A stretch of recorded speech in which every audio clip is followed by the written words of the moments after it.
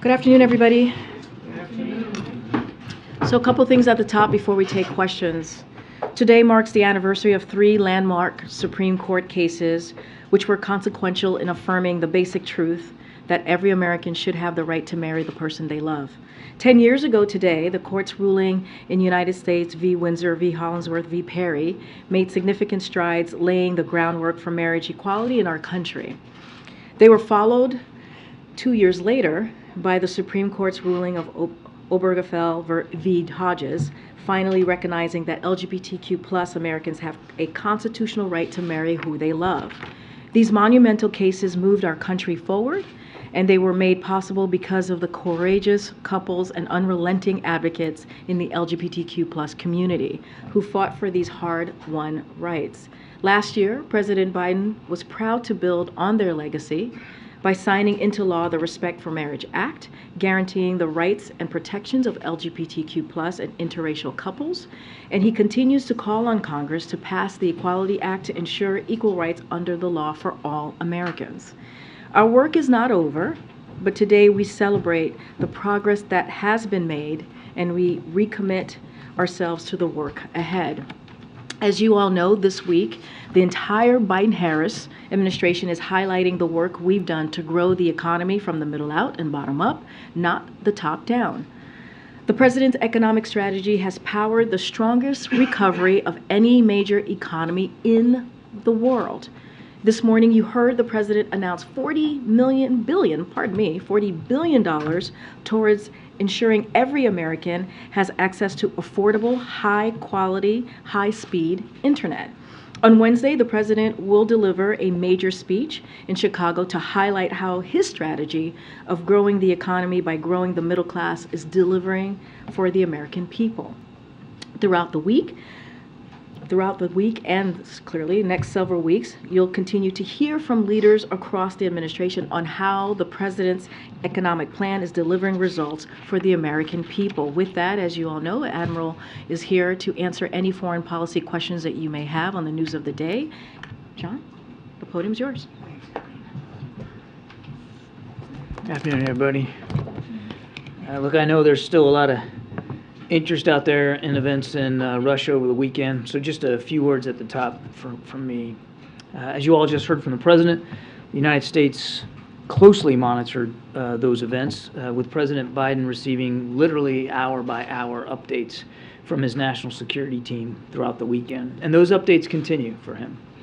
On Saturday morning, the President convened a call with his top national security aides to discuss the developments and any impacts that instability in Russia could have as we prepared for a range of scenarios. And the President also convened calls with many of our allies and partners throughout the weekend, and those calls continue.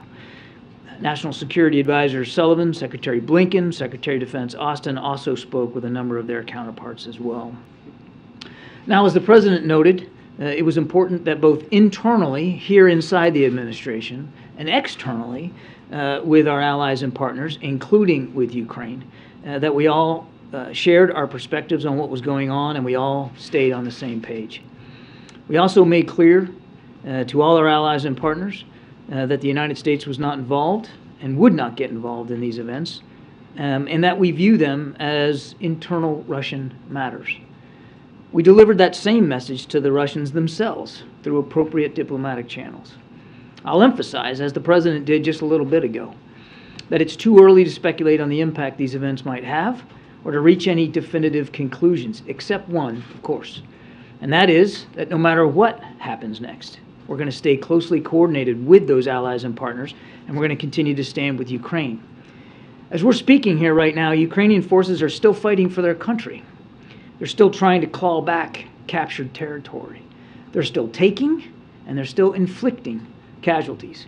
So whatever occurred in Russia this past weekend did not change those facts. Didn't change the facts for us, didn't change those facts for Ukraine. And they absolutely are not going to change our continued support. So with that, I'm happy to take a few questions. What implications do you expect this episode to have on Wagner's power and ability, both inside Ukraine as a fighting force? Can it continue to be a fighting force inside Ukraine, but also more broadly in Africa, where they have a big footprint? Where does Wagner, do you think, go from here? Do you have any early read on that? No, we don't. And we don't know the answer to your question. It's just too soon to know. We recognize that Wagner still has a presence in Africa. I think we have worked to hold Wagner accountable. They are listed as a transnational criminal organization. We have sanctioned them. We will continue to take those actions that are appropriate to try to limit their ability to continue to sow chaos and violence wherever it is. But it's just too soon to know after the weekend's events where Wagner goes as an entity or where Mr. Prigozhin goes in terms of his leadership of it. Do you know where Prigozhin is? I don't. Ukraine is warning that Russia has completed preparations to potentially blow up the Zaporizhzhia nuclear power station. Is that your assessment as well? I'm not going to get into specific intelligence. I would tell you that we're watching this very closely, seen that reporting. We have, as you know, the ability near the plant to monitor radioactivity, and we just haven't seen any indication that threat is imminent, but we're watching it very, very closely. And more broadly, as Secretary Blinken said, this has exposed cracks in Putin's power. How concerned are you that Putin could now be more desperate, more unpredictable, to the point that he could take more extreme measures to try and maintain his grip on power? Yeah, I won't speak for Vladimir Putin or hypothesize about what next steps he might take or might not take.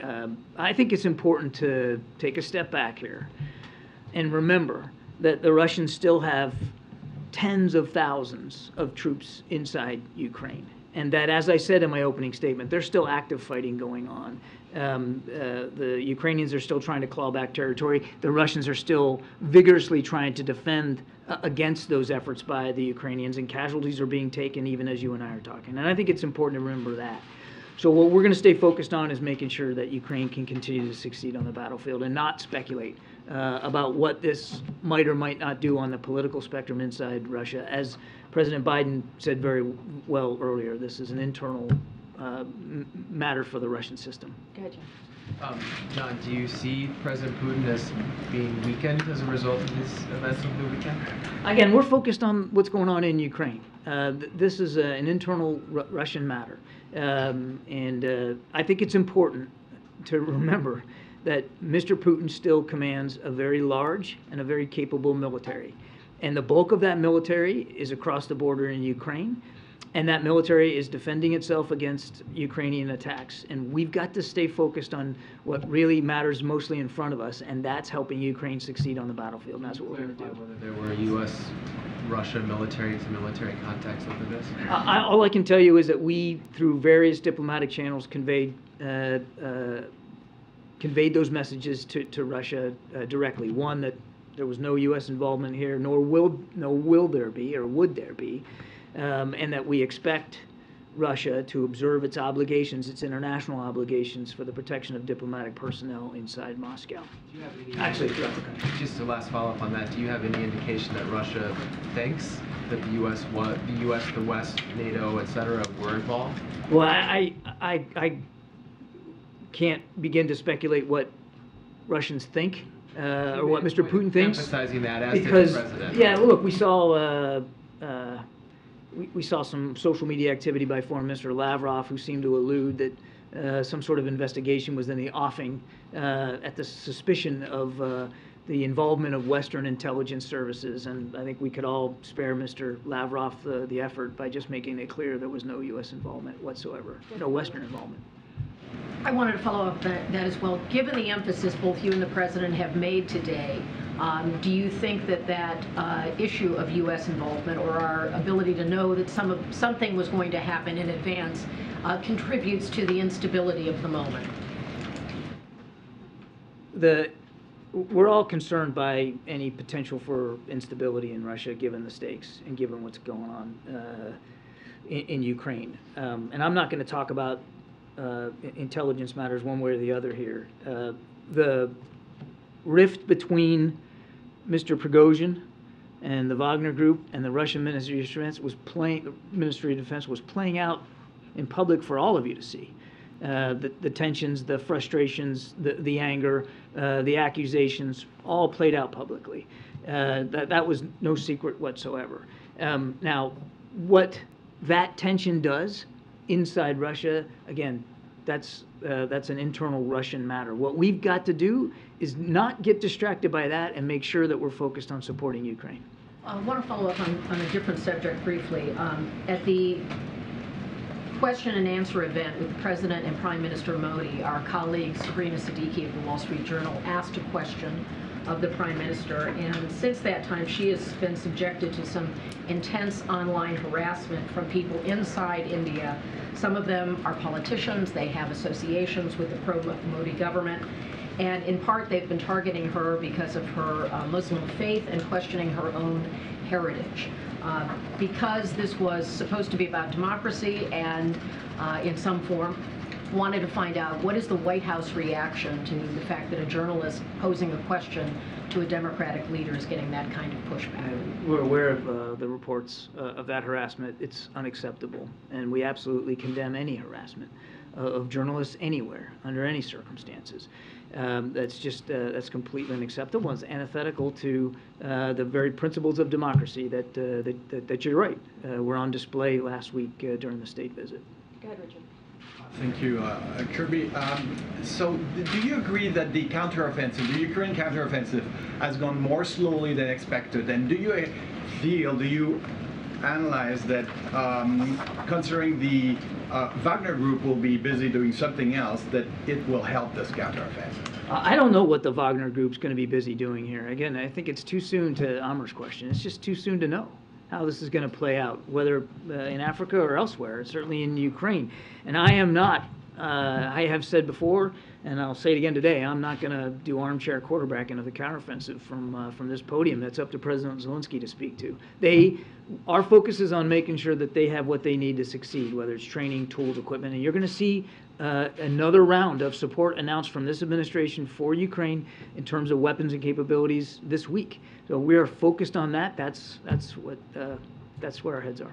And just to make sure, Kirby, that I understand well, the NSC, how much did the NSC knew about the development, the development of this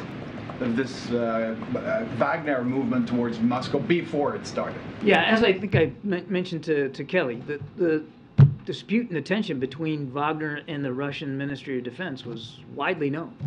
It was public. Rolling towards Moscow. It was all that tension was public. I'm not going to talk about intelligence matters. Thank you. No, go ahead, Ed, and then we'll go to the back. Okay. Ed goes first. Thank you, John. Thank you for doing this. So, what should we call what transpired over the weekend?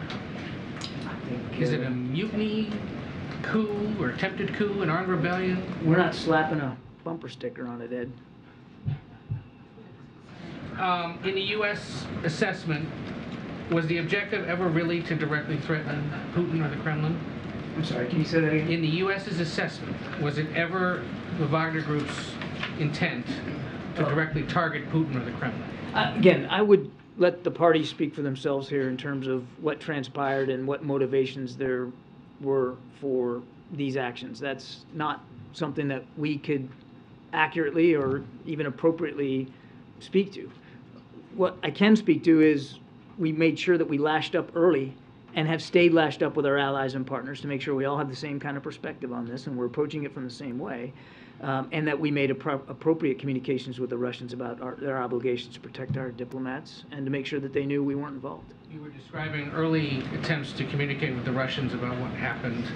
Did they respond in real time to any of that outreach? There were appropriate diplomatic discussions that occurred over the course of the weekend, again, to send those two messages. So is the U.S. confident the Russians would be responsive in the event of a nuclear or other real crisis, given how they were this weekend? I would just tell you, Ed, and this has been the case for the last 16 months, I mean, Russia is a nuclear power, that we have been monitoring as best we can Russian strategic posture, their nuclear capabilities. That continues. And we've seen no indication. Outside of the blustery rhetoric, we've seen no indication that there's any intent to use nuclear weapons inside Ukraine. And I can also assure you that we've done nothing, we've seen nothing that would compel us to change our own strategic deterrent posture. But just given how the interactions went over the weekend, you're confident they'd respond in real time if there was some other kind of crisis? We had good direct communications with the Russians over the course of the weekend. It's our expectation that that would be able to continue going forward. Just to button up real quick, given all that interaction this weekend, what you guys have seen, can you say right now who's in charge of the Russian military? The Russian military, I mean, first of all, I wouldn't, it's not my job to speak for another military, but there's absolutely no indication that there's been any changes that we've seen in the chain of command for the Russian military forces. John, in the back. John. Thanks, Karine. John, the NATO summit is just a few weeks away. How have the events of this past weekend in any way changed or modified the agenda for the NATO summit? I think it's, again, too soon here. This just happened over the weekend. So I think I'd be fibbing to you if I told you that there was some sort of big agenda item changed because of what happened over the weekend. We'll have to see how this plays out. It's just too soon to know what the impacts are. It's going to be an important NATO summit regardless, because we are now, almost a year and a half into war here in Ukraine. We've got a new NATO member in Finland, and hopefully soon a 32nd member. So there's an awful lot on the agenda to speak to, and it's a critical time for the alliance. The president's looking forward to it. Does the administration subscribe to the view, as it relates to Russian leadership, who essentially leads that country, that the devil you know is better than the devil that you don't know?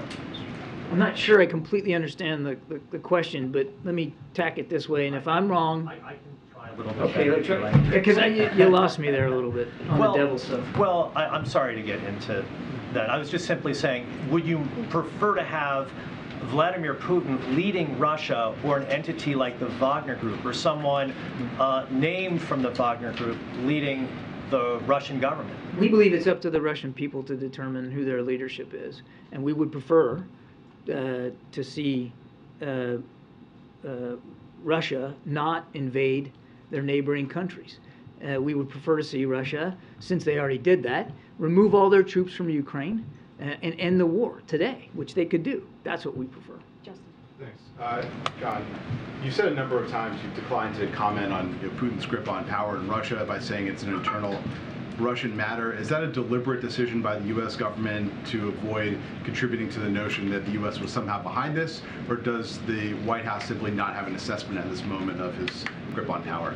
We're just not going to involve ourselves in speaking to an internal domestic Russian issue right now.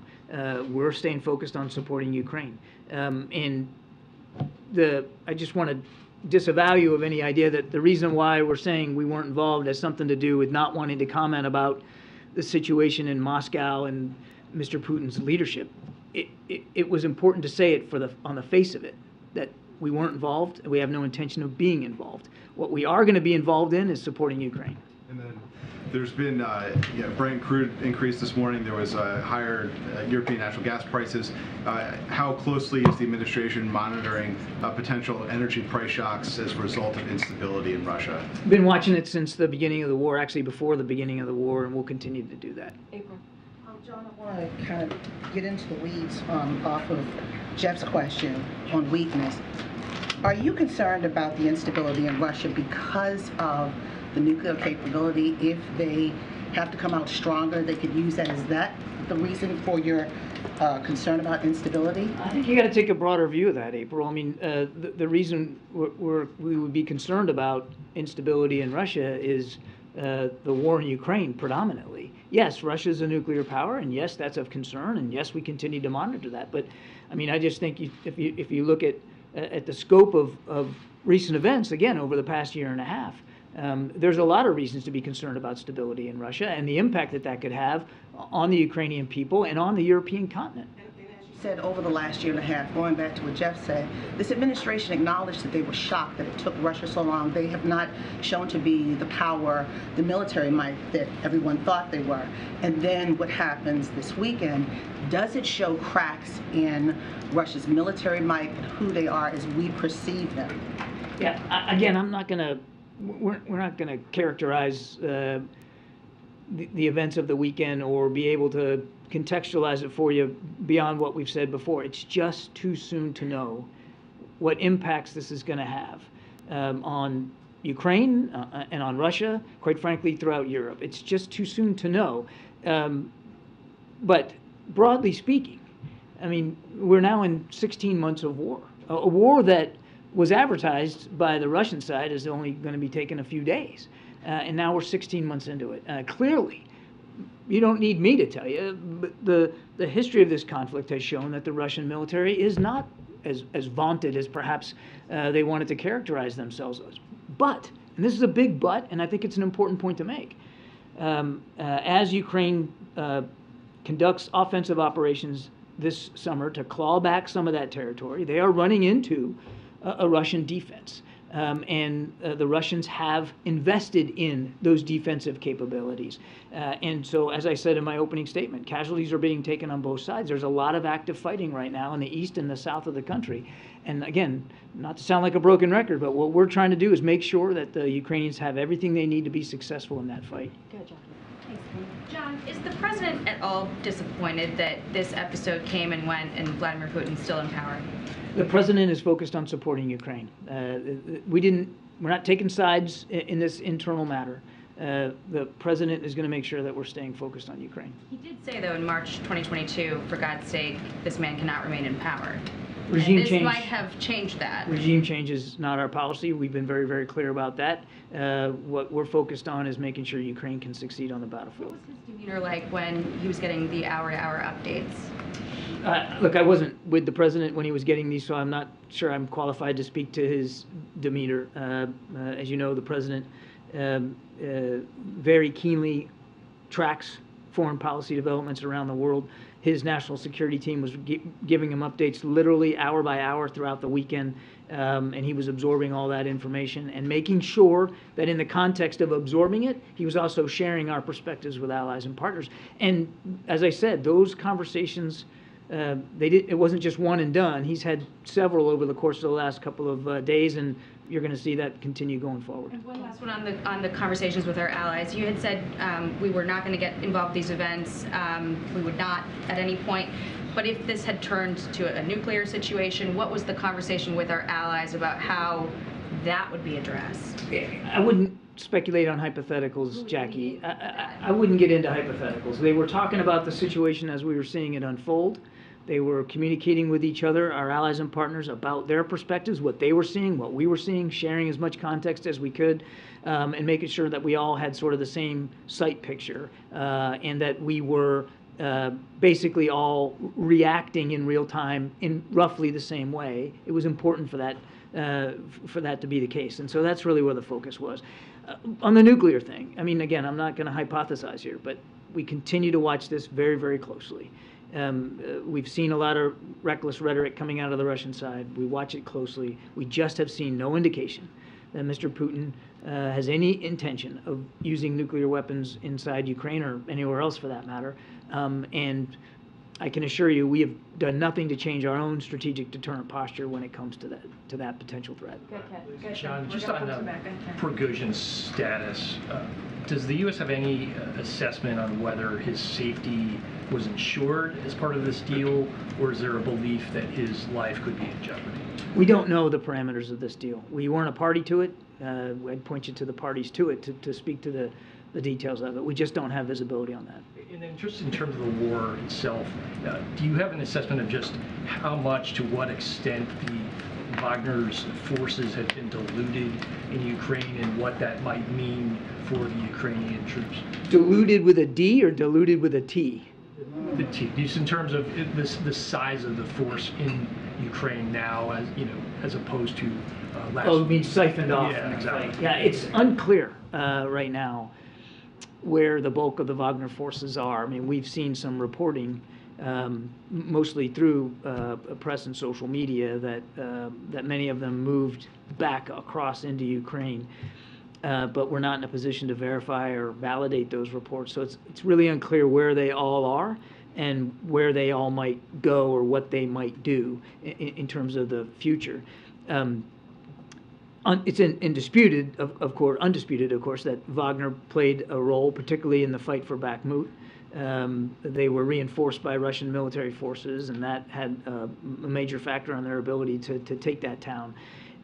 But as I have said many, many times, I mean, Wagner's approach here was just to throw bodies at the fight, largely ill-trained, ill-equipped, and poorly led, but just body after body after body, and they suffered a lot, tens of thousands of casualties just taking Bakhmut, all for a town which I've also said didn't have any strategic value to the Russians one way or another.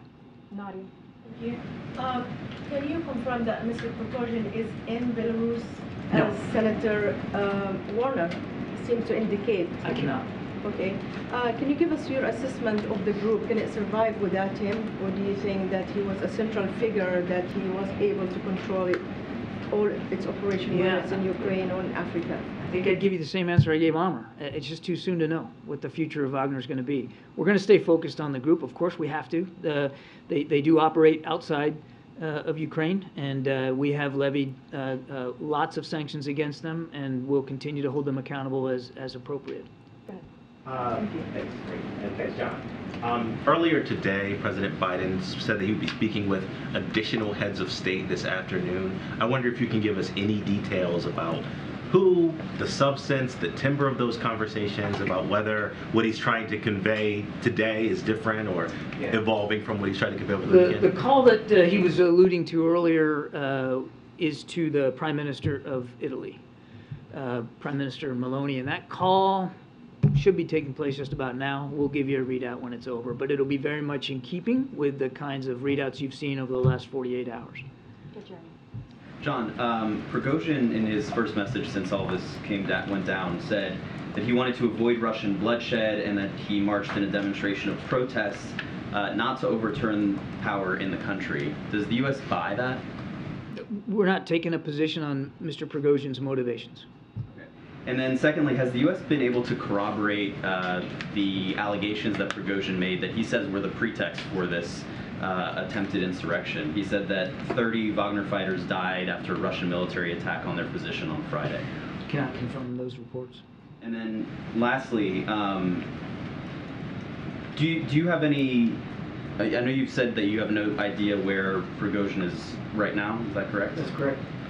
What's your sense of where this goes? Do you believe that this is over now, that his attempted insurrection failed, it's not going to restart again, or are you still monitoring for the possibility that Wagner fighters might attempt something like this again? We don't know. We don't know where this goes, or whether this is really the end, which is why we are going to continue to monitor it, and why the president is still getting routinely updated and will in the coming days. And very quickly, do you have any sense of whether Ukraine was able to take advantage of this chaos over the weekend? I'm not sure what you mean by take advantage of it. Take advantage from a military standpoint in terms of their offensive in the east of Ukraine. Again, I would let the Ukrainians speak to their military operations. All I would say, and it's why I wanted to put it right up top when I started here, is that there's a lot of fighting going on in the east and south of Ukraine. They are still trying to get the territory back from the Russians, and they are still inflicting and taking casualties. So the fight goes on. Now, how much and to what degree, in any given area, that fighting was adjusted or changed, slowed down, or sped up as a result of the weekend, I just couldn't speak to it. Certainly nothing discernible from our perspective, but again, the Ukrainians would have to speak to their operations. Earlier today, the president said that he and allies had talked about planning for several different scenarios over the course of the weekend. Could you speak to some of those scenarios? No. And he and President Zelensky have communicated yesterday. Have they spoken today? Can you give us a sense of their conversations? There has not been another conversation with President Zelensky since the one that we've already read out to you that occurred yesterday. But as you heard the president say, he does expect to be speaking again with President Zelensky very, very soon. And of course, we'll read that out to you when it happens, as we always do. Thanks, John. The president earlier today, and you here, have broadcast the message that was sent by the West privately to Putin. Is there a message that you would send publicly to the people of Russia? This says, I think, you know, the best thing I could do is point you back to the president's speech when we went to Warsaw several months ago. And he had a whole section in there about the Russian people. And that would still be our message today. This is our issue with what Russia's doing in Ukraine is with the Kremlin and the Russian military, and of course their enablers such as the Wagner Group. It's not with the Russian people. It's not with the men, women, and children that live in that country, and who didn't make this rash and reckless and illegal decision to invade a neighboring country in a completely unprovoked way. Karine. Thank you. Can we just talk about the White House's assessment of other nations' reactions to whatever we're calling this thing over the weekend? Specifically, Tehran's reaction, Beijing's reaction, and New Delhi. Did Washington engage with any of those three? And then also, we know that the NSC had meetings in Copenhagen this weekend with BRICS countries. Can you just tell us what came out of that and whether they've adjusted their posture on this? So on your first question, as we have these conversations, certainly at the president's level or at the cabinet level, they will be read out to you. So I don't have any other conversations to speak to, and I certainly would not get into the business of characterizing another country's attitudes or reflections or perspectives. They can speak for themselves. We've been very focused on how we're looking at this and how we're tracking things. On the meeting in Copenhagen, I think you know the National Security Advisor attended virtually, and Senior Director for Europe Amanda Sloat was there in person in Copenhagen. It was a meeting called by the Ukrainians, hosted by Denmark, but it was a Ukrainian meeting, and it was really about having a discussion about the principles of peace and this idea of a just peace and where that can go and what's the right next steps to try to achieve a just peace in Ukraine. And it was a valuable discussion. I'm told productive and in a good variety of countries that were there, representing places from all over the world. Again, I'd let those countries speak for their participation and their takeaways, but our takeaway was it was worth the time and worth having that discussion. Thank you, Karine. Thank you, Admiral. What does the White House make of, it's on the Middle East, what does the White House make of Prime Minister Netanyahu's call today to eradicate the idea of establishing a Palestinian state and to cut off the Palestinian aspirations regarding establishing one? I haven't seen those comments, so I'm going to refrain from a specific reaction to them until I've had a chance to see them and look at them and discuss that with the rest of the team. I will only say that the president remains committed to the value and the viability of a two-state solution. There is some concern in such countries like Poland and Lithuania, neighboring Belarus, about possible movement of Wagner's troops to Belarus. You just said that you don't know where they are, but will you be able to track them? And if there is a movement of Wagner's group's soldiers to Belarus, would it require strengthening eastern flank of NATO, just in case? And on another topic, is there any movement on Sweden's membership to NATO? Are there any signs that may suggest that Sweden may join NATO before Vilnius summit? The president's still optimistic that they will. And we look forward to welcoming him in the alliance. The conversations between Sweden and Turkey continue. We encourage that dialogue. And we hope that it'll very soon come to a positive conclusion. On your first question, we just don't know what the future is here for Wagner and where those troops are going to go, what they're going to do. We just don't know. So this idea of tracking them, I mean, I couldn't begin to answer that question for you with specificity. What we are going to track is what's going on inside Ukraine. And we're going to make sure that we're also in constant communication with the Ukrainians about what they need to be successful. That's where the focus is. Now, on your question about the eastern flank, we have already bolstered the eastern flank. President Biden ordered an additional 20,000 American troops to the eastern flank of NATO, and they have stayed there. So we now have about 100,000 American troops on the European continent, the most since World War II.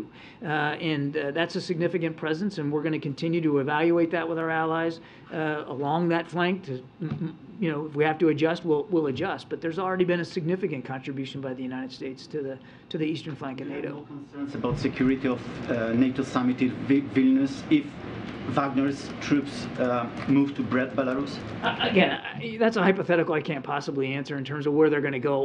We're looking forward to a productive NATO summit, and of course, security for summits like that are always a prime concern for all the nations involved.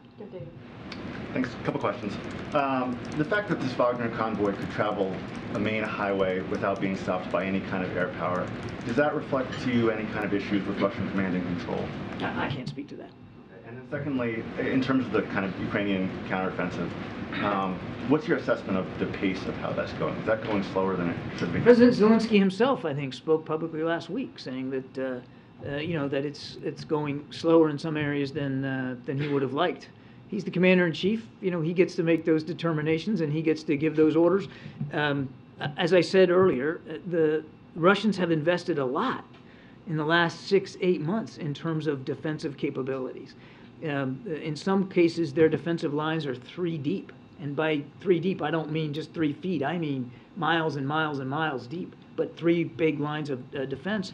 They knew that the Ukrainians were going to want to take back territory in the spring and summer months, and they worked to prepare it. And defense, as any military history student will tell you, defense is the stronger form of war. And so the Ukrainians are running into Russian defenses. And by President Zelensky's in his own analysis, it has slowed them down a little bit. Is there a possibility or even a hope on the U.S. side here that the instability that we're seeing kind of in Russia between this and Wagner, that weakens, I guess, the Russian defense? Again, too soon to know. Just too soon to know. Just a couple more. Thank you, and thank you, Admiral. So can you please expand on the early assessments from the U.S. on the impact of the developments in Russia on the war in Ukraine and whether it signals the beginning of the end for the war? Again, I think it's, not to sound like a broken record, but it's just too soon to know what the impact to the war in Ukraine is going to be as a result of the events over the last weekend.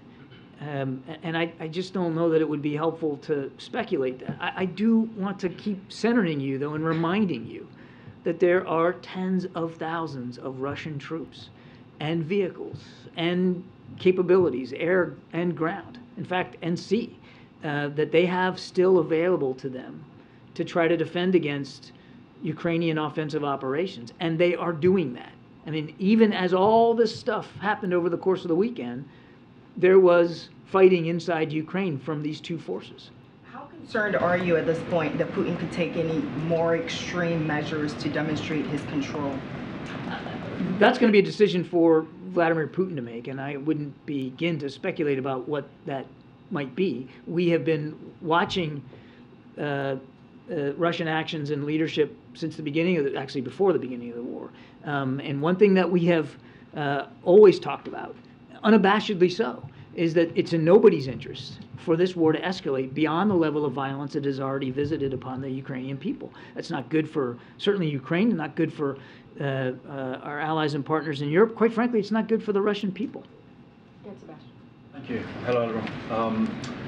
During this whole drama, was the administration happy, content that all the nuclear weapons in Russia were like totally under control the whole time, or was that actually something that was beginning to worry people over on this side, given the chaos and briefly actual complete no one having a clue who's in charge anymore? Happy and content are two words I don't normally associate with monitoring nuclear activity. They fix, in different ways. Not us. Look, we monitor this very closely, and all I can tell you is that we've seen no indication that Mr. Putin is interested in moving in that direction, and nor have we seen anything that would cause us to change our own deterrent posture. That's really as far as I can go on that. I'm sorry, I didn't mean a question on Mr. Putin, but rather there was a period of however many it was, 12, 16, 18 hours, where actually no one was totally sure who was in charge, and it's still a nuclear-armed country. So that period. As I said, instability in Russia is something that we would take seriously, and we certainly had lots of questions over the course of the weekend, as did you, about the situation in Russia and the issue of stability. And we did have, and were able to have, in real time, through diplomatic channels, conversations with Russian officials about our concerns. I just have to leave it at that. Given the role that Belarus appeared to play, at least in ending this uprising, does that give any new insight from your vantage point on the relationship between Putin and Lukashenko? I don't think so. I mean, Lukashenko and Belarus have, basically been a surrogate for Mr. Putin and for Russia for quite some time, certainly before this war started. And Belarus has, even though they have not actively involved themselves in the fighting, they have certainly allowed Belarusian soil to be used for staging activities, for the launching of attacks inside Ukraine, for the storage of Russian capabilities. I mean, they have been an enabler for Mr. Putin. So I don't know that there was a lot of shock or surprise that Mr. Lukashenko got involved. But again, I'd let those parties speak to that. Last question, way in the back. Thank you, Karine. Thank you, John. Do you believe this instability in Russia will have an impact on Beijing's relations with Moscow? Do you hope that China's support for the Kremlin will decline as a result of this? We'll let the PRCs and President Xi speak for himself. We don't want to see any country at all support Mr. Putin and make it easier for him to kill more Ukrainians. We want to see every country around the world sign up and actually implement the sanctions that are in place, the international sanctions, and not provide any ability for Mr. Putin to continue to operate his war machine. And we have communicated that not just to the PRC, but to other countries all around the world. Now, what they do about this is going to be for them to speak to. All I can do is tell you what President Biden's focused on, and that's making sure, A, we're staying abreast of what's going on, and that the Ukrainians know nothing's going to change about our support. And secondly, according to reports, Israeli Prime Minister Netanyahu is expected to visit China next month. Do you have any reaction? I haven't seen those reports, but obviously he's the elected leader, Prime Minister of Israel. He gets to speak for his travel habits and where he goes and who he wants to talk to, and that'll be up for them to talk about. Thanks. Was this an intelligence failure, John? Chinese troop in Cuba. So there's one thing I just want to address really quickly, which I think is really important. It goes to Kelly O's question about Sabrina and what she has been dealing with since Thursday. So I just want to reiterate a little bit what John said, is that we're certainly here at the White House under this administration. We're committed to the freedom of the press, which is why we had the press conference last week. So just want to remind folks, that's why we had the press conference last week.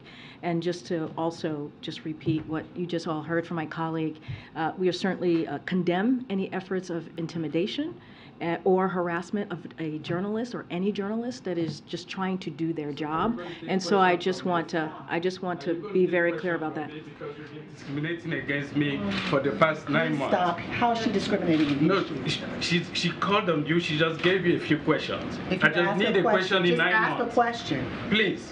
Go ahead, allow Amra. me to Pick do this my up. job and ask my question. When you say that you are the journalists are being discriminated against, I've been in this If this briefing continues, room. we're going to end the press I've been briefing. in this If this briefing room, I'm continues, trying to ask you you're one being question. incredibly rude. Stop. You're incredibly rude. You're being incredibly No, but rude. you're You're talking over your colleague. You're not applying You're it in talking. this You're briefing talking room. over your colleague. I'm not talking about the colleagues. That I'd like to ask. When President Biden forgave the student debt, the administration booked a $400 billion cost that added to the deficit at the end of last fiscal year. How does the administration plan to look at this issue given the pending court decision? Will you book the deficit reduction in debt forgiveness, or will it stay in hopes of challenging the ruling? So look, I'm not going to get ahead of the ruling, right? We are very confident that we are that the law is on our side here. And so certainly not going to get ahead of what is going to happen and what the Supreme Court is going to rule. We are confident in our legal authorities, as we said over and over again. And as you all know, and I think I've said this before, that the Solicitor General made a compelling argument before the court. So we're certainly not going to get ahead of this decision. Look, when it comes to the deficit, this is a president, and he's shown this by his action on how much he takes lowering the deficit, decreasing the deficit, makes that a priority. We've seen that in a record number, $1.7 trillion in the first 2 years. That is something, because of what the president has put forward in his economic policies, he's been able to do that. And in the budget negotiation that you all covered and saw, one of the things that he made sure is that budget negotiation lowered the deficit by another $1 trillion. So this is something that the president certainly cares about and certainly has taken action and moved forward with making sure that his economic policy does just that. Look, more broadly as it relates to the student loan, we've been very clear. We think it is certainly important as we're coming out of this pandemic to give folks, and the pause is going to be lifted, as we all know, in August, to make sure that we give American families a little bit breathing room. That is what this does. And because of this, it is actually going to be able to put money back into the economy. If you think about people being able to buy a home now, if you think about people being able to actually do more with this burden that they've been carrying and they've had to deal with. So we think it's part of that economic policy agenda to make sure that we are not leaving anybody behind, but also building an economy that is important and that is also fiscally responsible at the same time. Very briefly, Senator Manchin was here earlier today. Was there any engagement by the president or anyone else, senior staff, on Acting Secretary Sue's nomination? And has there been any determination of how long she could stay in that role, in the acting? So as I've stated before, we believe that Julie Su is highly qualified to be Labor Secretary. As you know, she served as Deputy Secretary for 2 years, and now she's clearly Acting Secretary. And we are doing everything that we can in our power to make sure that she is successful in becoming the next Labor Secretary. And I think I've laid out actions that we have taken every day, even during the budget negotiation, to make those calls, to have conversations with senators on the Hill, and to get her through. I don't have anything to share ahead of that, but we continue to support a swift confirmation of her. I don't have a readout of a conversation with Senator Manchin in the last couple of hours, but I can assure you that our team here, Office of Leg Affairs, and other members of the different offices here at the White House has certainly been all hands on deck in trying to make sure that we get her through. Gotcha. Karine, to follow up on the press freedom issue that you touched on, can you give us a sense of the discussion between President Biden and Prime Minister Modi about that? What did they discuss, and what did President Biden say to him about not only press freedom, but the other human rights issues that are so clear in India right now? So as we've said many times, the president will never shy away on having those conversations with a world leader, a head of state, when it comes to human rights. He has done that throughout the past 2 years, and through his career as a vice president, certainly as a senator. Not going to get into private conversations, but I think we have made ourselves very clear here on our view, and I'll just leave it there. Did the president accept Prime Minister Modi's answer to Sabrina about the human rights issues and attacks on Muslims and others in his country? You know, we were asked this question last week on Friday, and I think that is for the Prime Minister to answer, and for all you all to critique or write about it. I'm not going to discuss that from here. What I know is that we are committed. We are certainly committed to the freedom of the press, which is why we held a press conference last Thursday, which is why we thought it was important for you all to hear from both, not just from the president, but also from the Prime Minister, and for journalists to be able to ask a question. Thanks, Karine. I wanted to ask you about this new Bidenomics messaging push. Can you just give me a sense first of, how did you guys coin that phrase, or why did you decide to go with that branding going forward? You don't like Bidenomics? No, I'm just asking. I'm curious. I think it's pretty clever. It's pretty good. Look, it makes good sense. Bidenomics, right? It kind of flows off the tongue really well. But in all seriousness, look, what you're going to hear from the president, I don't want to get ahead of him. I think we've kind of laid out a little bit of what we are thinking, or what we think the president's going to lay out, or what he is going to lay out. Certainly it's a vision, right? It's a vision about growing the economy from the middle out, the bottom up. You hear us say that over and over again because we believe that trickle-down economics does not work. And we have seen that over and over and over again. And what we have seen, even before the pandemic, is we've seen Americans and American families being left behind. And so one of the things that the data, if you look at the data and what we've seen from what the president has been able to deliver in the last 2 years, is an economy that's getting back on its feet, an economy that's actually delivering for the American people. 13 million jobs, unemployment rate at under 4%. When you think about wages going up, when you think about inflation at its lowest by more than 50% than it was a year ago, that's because of the work that this president has done, and he's going to continue to focus on what we can do to lower cost for the American people. And so that is incredibly important. Look, it's going to be a cornerstone speech, as you've heard me say. It's going to be an opportunity to talk about the historic progress, right, as we're talking about implementing those historic pieces of legislation. And so all of those things go hand in hand. And we believe that that is the vision of the president, and hence Bidenomics. Well, one of the reasons I ask is because, the latest CNN polling showed that just 34% of Americans approve of the president's handling of the economy. So is there a risk that this new branding could backfire?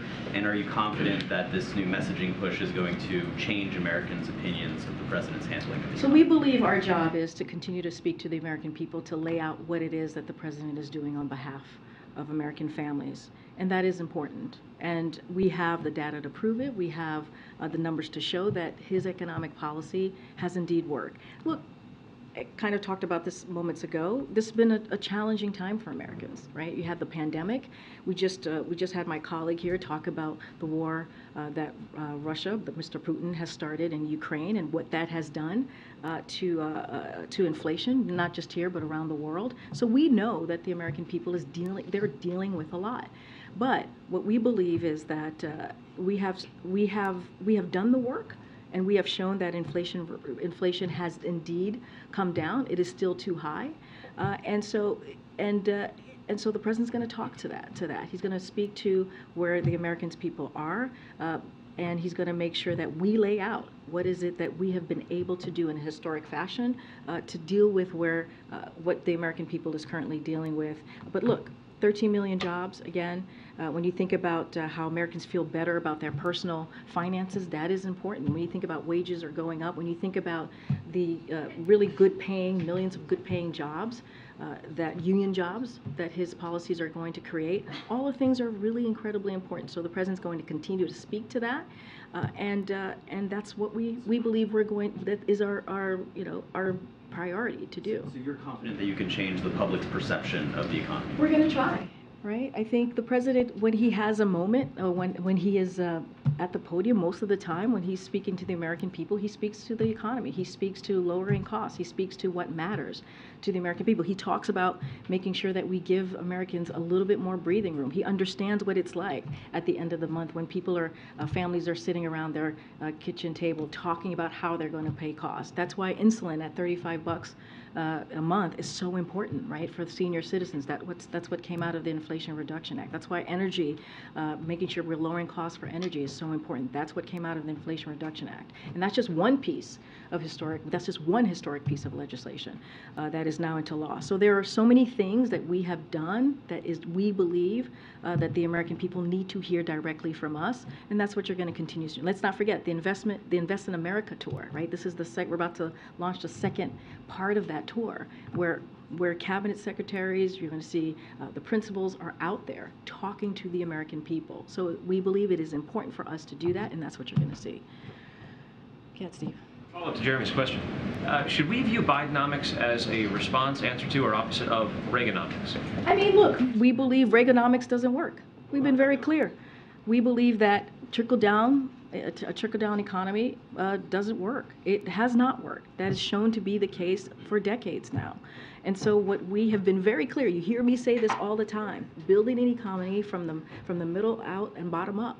That's what we want to do. And every piece of historic legislation speaks to that. speaks to what the president wants to do, very loud and clear, in historic fashion. Some of them in bipartisan way. We think about the infrastructure legislation, right, and what that has been able to do, bringing both sides together, making historic investments in our roads and our bridges. The president just talked about broadband this morning, historic investment in broadbands to communities that have been left behind when we talk about that.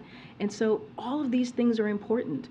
And so he is, if you will, reimagining how we should build an economy, transforming how an economy should look like for the better, so that we, again, do not leave anybody behind. And it's not about just blue states. It's about blue states, red states, rural America, urban America. It's about everyone who he believes he is the president for. I will just follow up. The historians view Ronald Reagan as a top 10 president in their own surveys. He left office with a better than 60% approval rating. It's argued, you don't have to agree, I'm sure the president doesn't, but many people believe that Ronald Reagan's record, his economic record, propelled the country to prosperity, morning in America, late 1980s growth, propelling it for growth of the 1990s. What's your response to the idea that... What I will say, and we've been very careful, trickle-down economics does not work. It just does not work. It gives hands out to special interests and big corporations. That's what we have seen. And that would increase the debt, and it has increased the debt. That is what we've seen in the last couple of decades. It outsources jobs and raised utility bills for families. That's why the president is making sure that we're bringing jobs back to the United States. Manufacturing jobs, 800,000 manufacturing jobs. We've seen manufacturers wanting to invest in this country. We have not seen that in a long time. Right? And so that is incredibly important. Utility bills, I just talked about what the Inflation Reduction Act is going to do. All of those things is building an economy, transforming the way we see the economy in a different way. In a way, again, that is equal, that has equity at the center of it, and leaves no one behind. And the president is very proud in what he's been able to do in the last 2 years. We understand there's more work to do, and certainly we're going to do that. Go ahead, Michael. Thanks, Karine. The president has called the previous administration's policy of separating families who cross the border illegally a moral and a national shame. USA Today published a story today that details how the Justice Department is defending that policy in a series of lawsuits filed by separated families. So my question is, why is the administration going to such lengths to defend a policy that the president himself says is a moral and a national shame? So look, the president repeatedly has said that Trump administration's family separation policy was abhorrent, it was unconscionable, and violated every norm of who we are as a nation. He's been very clear about that. He's repeated that, and that's why on the first day in office, he made sure to end the administration family separation policy. And what we've been able to do is we created a task force, as you know, where we've been able to reunite about 700 family members and also support families that were torn apart. And so we're continuing to do that work, and certainly that is not going to stop. Again, that's why we put together the task force. That's why we ended that very hateful policy. So when it comes to DOJ and what they're doing and how they're moving forward on a litigation, I'm just not going to comment from here. But our actions policy-wise in the last 2 years, making sure that we reunite families, we still have that task force going, making sure we're supporting those families that were torn apart, ending that policy, I think speaks for itself. I'm just not going to get into the Department of Justice and what they're doing. Okay. 2 questions on the Montana train derailment. How confident is the administration that it's not going to have a negative effect on Yellowstone? So just a couple of things on that. So obviously this is something that we are monitoring, the train derailment that occurred in Montana on Saturday, so a couple days ago.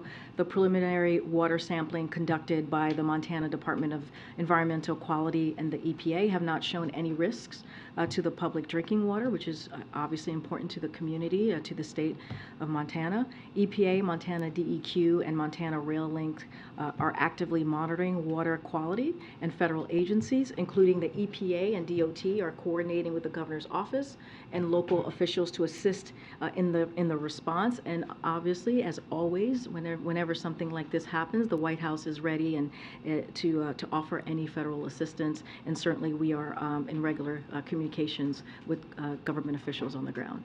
On the heels of this and East Palestine, is there anything more the president can do to prevent more of these from happening? Well, I know the Department of Transportation certainly has been looking into this and evaluating these types of derailment. So I would certainly refer you to them. And I know that Secretary Buttigieg has taken this very seriously, as has the president. So we are doing everything that we can to address this issue of derailment across the country.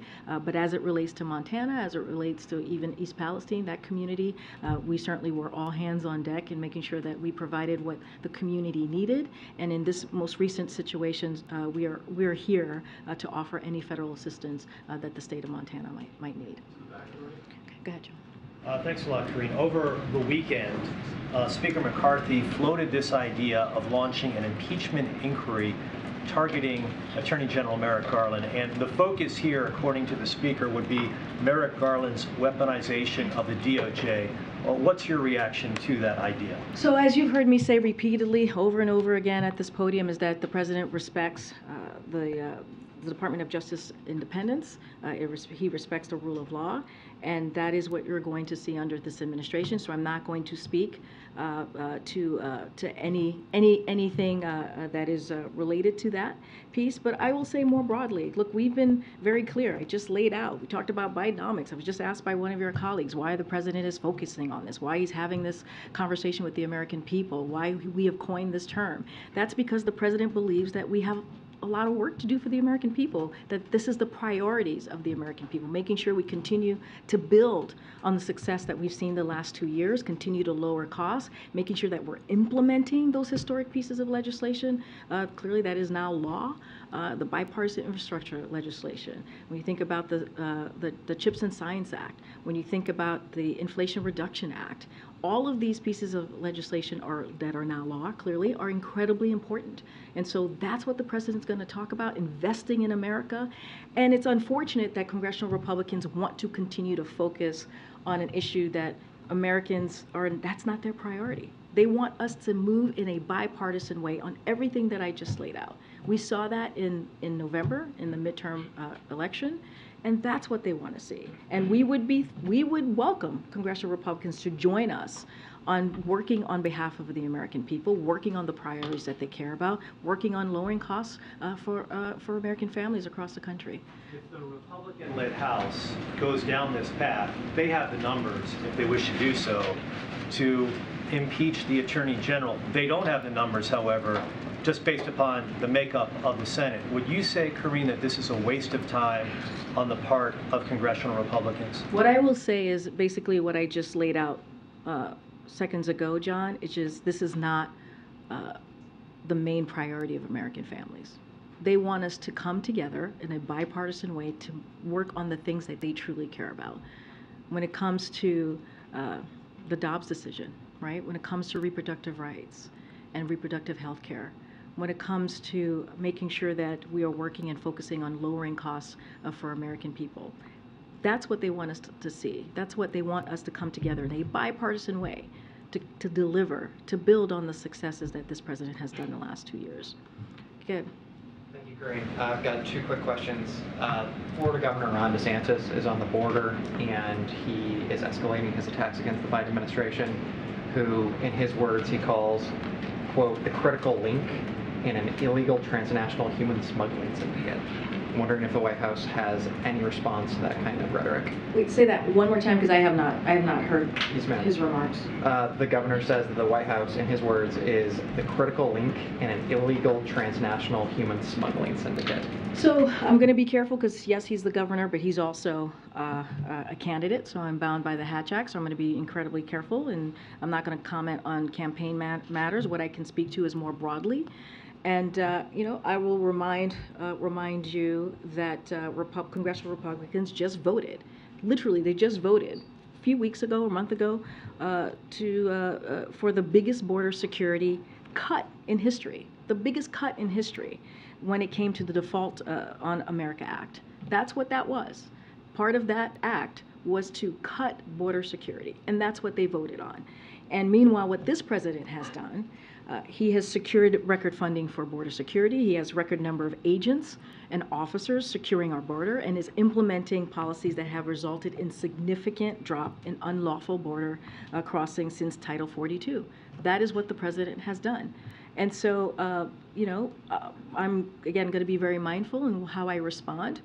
But speaking more broadly, I would say the question is to not us, but it is to congressional Republicans and what they have done to make this situation even more difficult by cutting the budget for by voting to cut the budget for border security and not supporting this president and what he's been trying to do. Question. It's not unusual for presidents to invite members of their family to official White House functions, like the state dinner last week. I'm curious, though, in light of some of the recent legal controversy, if the president communicated to members of his family not to conduct business on White House grounds. Can you tell us about any kinds of guardrails that are up? So look, I'm going to be, again, very mindful because this is all connected to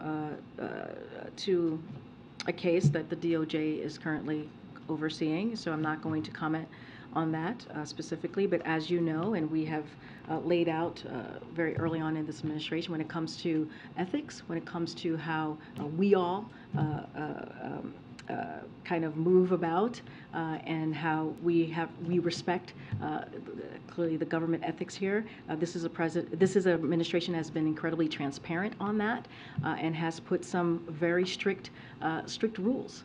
And so I can speak to that. I can speak to how the president has moved forward in making sure that the people who work for him and himself are held to kind of a strict course of action. But I'm not going to speak to anything that's related to the case. I'm going to anything about guardrails for the president's family? I'm just not going to speak to anything that's related to this case. Do any guardrails exist? I'm not going to speak to anything that is related to this case. As you stated, there are we've had when it comes to ethics, we take that very, very seriously here in this administration. Thank you, everybody.